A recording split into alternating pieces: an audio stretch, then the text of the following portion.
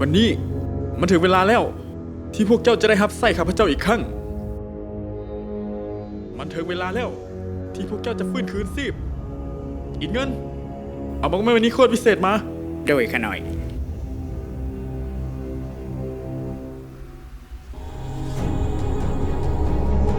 ทำไมเสียเจียวประแดง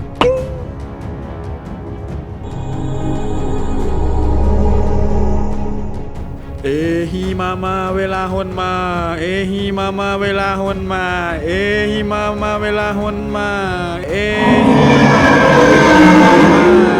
ฮีมาเวลาฮนมาเอฮีมาเวลาฮนมาเอฮีมาเวลาฮนมาหิวถามพวกเจ้าพวกเสกสัตว์พวกนี้ขึ้นมาอีกพอประเทศให้บ้านเมืองอยู่ในความพินาศจากไหนกูขึ้นเทิดมาจากป่าแดดใต้เบาละหัวเจ้าอย่ามาขวางข้าพเจ้าสัตว์นี้เป็นของข้าพเจ้าขันบ่อยากตายอยากมีชีวิตกลับไปอย่ามาขวางกลับไปซะบ่มือนี่ต้องตายไปข้างหนึ่งเย็นมันเซียวเอฮีมาเวลาฮนมาเอฮีมาเวลาฮนมาเอฮีมาเวลาฮนมาเอฮีมาเวลาฮนมาเอฮีมาเวลาฮนมาเอฮีมาเวลาฮนมาเอฮีมาเวลาฮนมาเอฮีมาเวลาฮนมาเอฮีมาเวลาฮนมา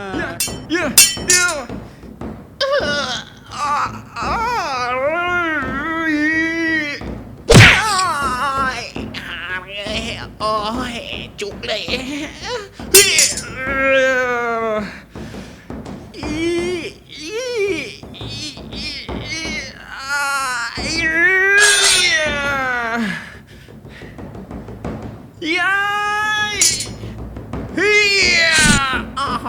ตายเดียวฝากลูกกับเมียกูเด้อ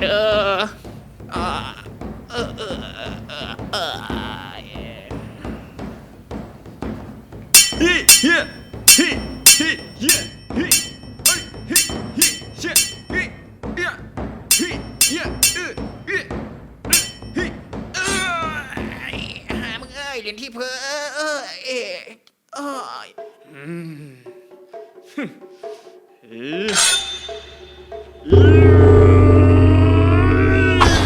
เม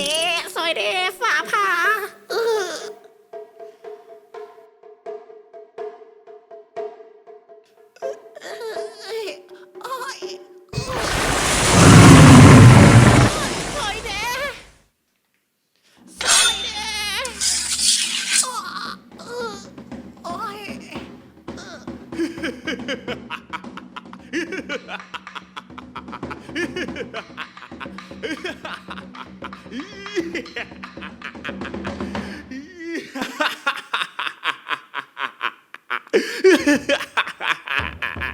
กูบอกมึงแล้วอย่ามาขัดขวางพิธีของกู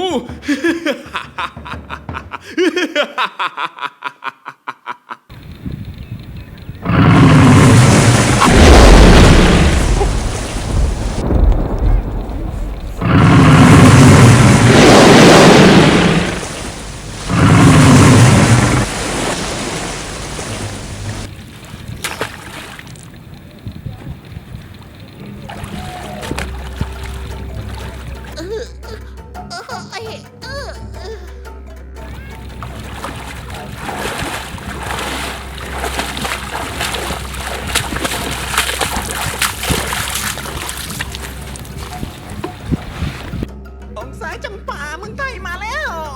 สวยขน่อยนะโอ้ยขน่อยสูงมันหมดไอ้ลุกขึ้นบอกมึงสู้กับมันมึงนอนเกิดดินตายหางอย่างนี้นี่ไม่มันนี่โคตรวิเศษจุนมันขน่อยบ่สามารถสู้มันได้ที่ได้ตายเสียตังเลยกูเจ็บแห้งตอนนี้โอ้ยนกใหญ่เขาเนี่ยบอกเขาเอิ้นแล้วพันตน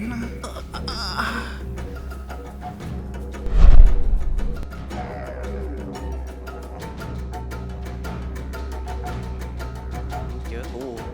ยาว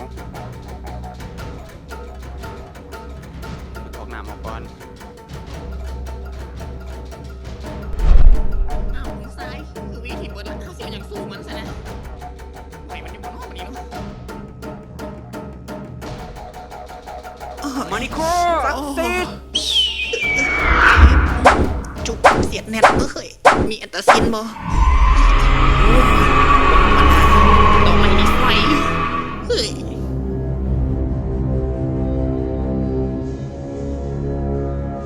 เจ้าส่งหมากไม้มานิโคมาบักนาเดียม มึงเป็นไผกล้ามาสั่งกู กูได้แดกหน้ากูหน้ากูเก่งมึงก็กระโดดมาลิ้นเป็นยางกวนมาตอนนี้นะนี่เสียบเต็มยาง3 สมัยซ้อนนะกวนไม่กินเนาะ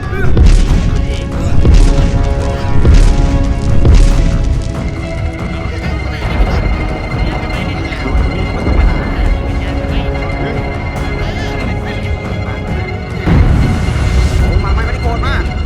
มึงเป็นไผกล้ามาสั่งกู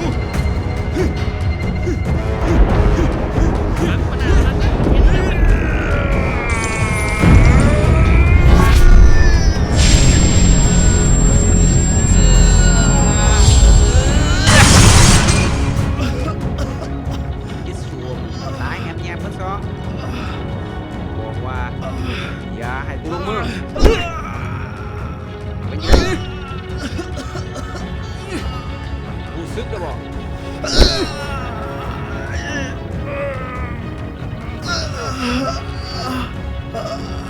ถามแม่เหนื่อยกับบริษัทเนี่ยนะมือตัวนี้บอกมันมักเอามาในคนกูมาเนี่ยกูซึกจะบอกไปจึงได้ มึงเหยียบกูเดียวกูก็เจ็บแล้ว กูซึกจะบอกขอดีๆบ่มาบักฮาอยู่ทั้งนั้นนี่มันเป็นหยังคือดินแจ๊กดินแลกเถอะ มึงจะเสกสัตว์ตัวนั้นอีก หมากไม่มาที่โคตรนี่โอ้ยปีพี่หมากหนึ่งเพราะฉะนั้นมึงอย่าไปอีก ยังมีซ้ำอีกเลยคือมึงมีความแค้นส่วนตัวกูเลยนะ เป็นยังไงบักนี้เนี่ยกิ่งไปกิ่งมาอยู่มาที่โคตรศักดิ์สิทธิ์โอ้สิตายตายสิเป็น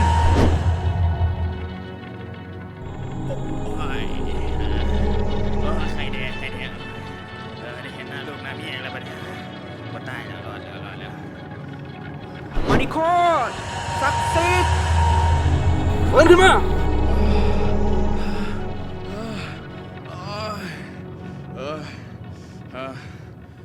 หมากไม้มาที่โคตรนี่เป็นหมากไม้มาที่โคตรที่ศักดิ์สิทธิ์เพราะฉะนั้นเจ้าอย่าไปปลุกเสกสัตว์จะพวกนี้ขึ้นมาอีกเพราะบ้านเมืองมันจะพินาศเพราะมันถูกสาปแช่งมาตั้งหลายพันปีแล้ว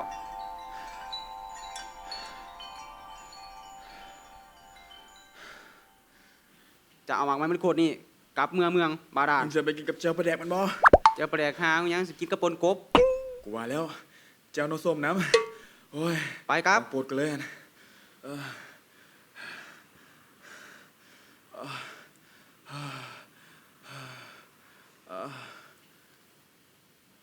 ระวังเตะสะดุดอีกเด้อหัวหน้าตอนขึ้นมาเตะถึงแล้ว เห็นแล้ว ตากูมีนำกูมาฮะ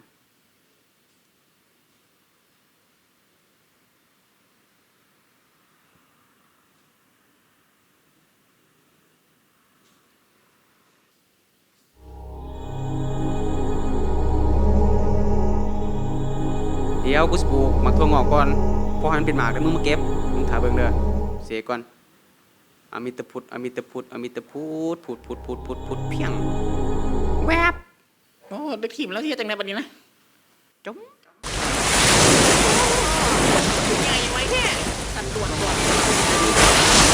โคตรนะ ปุ๊บหรือกินหมาก อง ปั๊บ ศายขน้อยบนลงน้ำนำเด้อยันปีงกัดขน้อยที่หัวเมื่อทางอากาศเอา ไ